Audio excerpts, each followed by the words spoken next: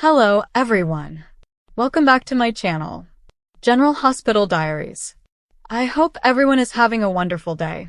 Before starting the video, please subscribe and keep watching for more detailed videos. Michael Corinthos is about to reach his breaking point, and this time, there's no turning back. Tension at the Quartermain mansion has been simmering for weeks, but everything is about to explode now that the truth about Jacinda's lies is coming to light. What began as Michael offering kindness and stability is quickly transforming into a storm of betrayal, anger, and accusations, and the fallout will rock Port Charles in ways no one saw coming. Michael truly believed Jacinda when she insisted she had nothing to hide about the night of Drew's shooting. She acted scared, vulnerable, shaken. She played the part of an innocent woman caught in a terrifying situation. But now, Michael has learned enough to know something doesn't add up, and the more he digs, the more suspicious her story becomes. The inconsistencies are impossible to ignore, and even Michael's patience, usually so controlled and steady, is wearing thin. Behind closed doors, Michael confronts Jacinda with the hard truth. He demands answers, real answers, not the polished, shaky version of events she's been repeating like a rehearsed script. Michael knows the night Drew was shot was chaotic, but it wasn't chaotic enough for Jacinda to forget basic details. He's caught her in multiple contradictions, and now he's calling her out. His voice doesn't rise, but the disappointment and frustration are unmistakable. Jacinda feels the shift instantly. The man she thought she had wrapped in sympathy is no longer buying her excuses. Jacinda tries to defend herself, but Michael refuses to let her twist the narrative. He wants the truth about where she was, who she was talking to, what she heard, and, most importantly, what she's hiding. Because Michael can tell she's hiding something big. This isn't about fear anymore. This is about deception. And if Jacinda has been lying about the very night Drew almost died, then Michael wants to know why. As the pressure mounts, Jacinda scrambles for a believable explanation. She insists she was overwhelmed. She says she was confused. She blames the adrenaline, the panic, the shock. But Michael knows trauma doesn't change timelines, and her timeline is the very thing that keeps shifting. He remembers every detail from that night. The phone calls, the moments of silence, the eerie calm before the chaos, and he can tell Jacinda's version is carefully designed to hide something important. Michael has been patient.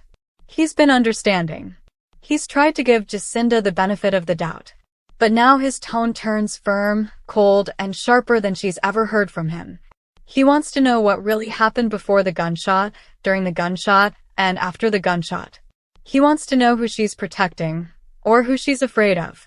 And he wants to know why she chose to involve him in her lies. Jacinda tries to soften him with emotion, insisting she cares about him, insisting she wasn't trying to hurt him. But Michael cuts through every attempt.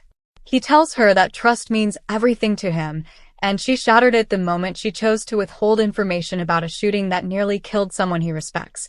He points out that every lie she told pulled him deeper into danger he never agreed to be a part of.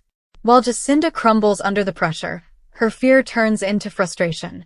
She tries to flip the blame, accusing Michael of interrogating her like a criminal. But that only pushes him further.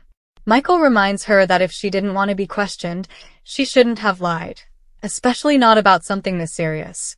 His frustration isn't just about the lies. It's about the feeling that he let someone into his life who never deserved that level of trust.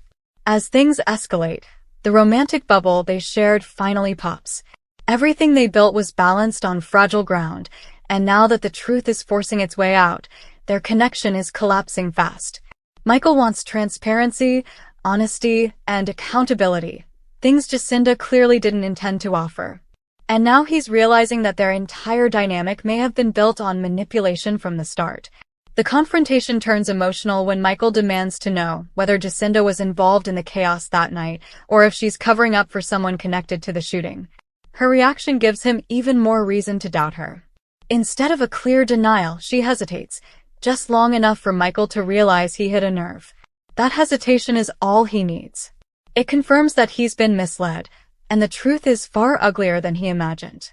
Meanwhile, Michael's mind races with possibilities. Could Jacinda be connected to the people who targeted Drew? Did she witness something she's afraid to reveal? Is she being threatened?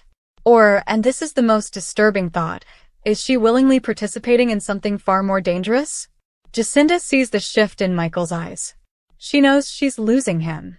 She knows this is the moment the last thread of trust snaps. So she tries one final time to hold on to the fragile connection between them. She insists she never meant to put Michael in danger. She says she cares deeply for him. She claims she lied only to protect herself. But to Michael, those aren't excuses. They're confessions that she's been playing a game he never agreed to play. Michael finally reaches his limit. His voice steady but icy. He tells Jacinda he cannot, and will not, be with someone who lies to him about matters that could destroy lives. He tells her that whatever they were building is over, until she can prove she's telling the truth. And if she can't prove that, then this relationship is done for good. Jacinda, cornered and desperate, tries to follow him as he leaves the room, but he stops her in her tracks. He tells her that the next time she wants his help, his protection, or his trust, she better come with the truth first. Because right now, all he sees is someone who used him, endangered him, and manipulated him under the guise of affection. As Michael walks away, Jacinda breaks down, realizing she may have destroyed the only genuine connection she's had since arriving in Port Charles.